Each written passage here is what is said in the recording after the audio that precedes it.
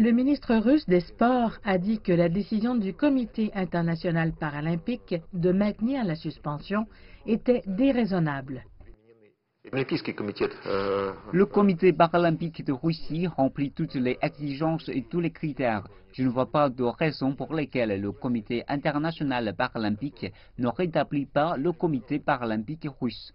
Le Comité international paralympique a déclaré qu'il prendrait sa décision finale sur la possibilité pour les athlètes russes de participer aux prochains Jeux paralympiques à Pyeongchang fin janvier.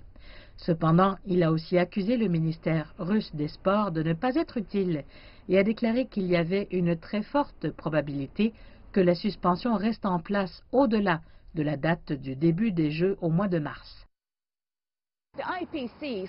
Le Comité international paralympique affirme qu'il reste 5 mesures clés à prendre avant de réintégrer la Russie. L'une d'entre elles est une réponse officielle spécifique et adéquate aux conclusions du rapport commandé par l'Agence mondiale antidopage, qui a trouvé des preuves de dopage parrainées par l'État. Le Comité international paralympique a imposé une interdiction générale à la Russie pour les Jeux paralympiques de Rio l'année dernière, après qu'une culture de dopage systématique ait été révélée dans un rapport. Et les athlètes paralympiques russes n'ont pas pu prendre part aux championnats internationaux depuis.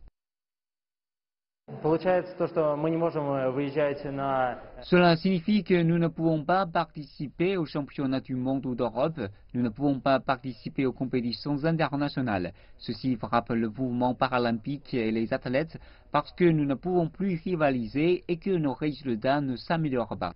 La Russie dit qu'elle continuera à travailler avec le Comité international paralympique pour rétablir le comité russe dès que possible.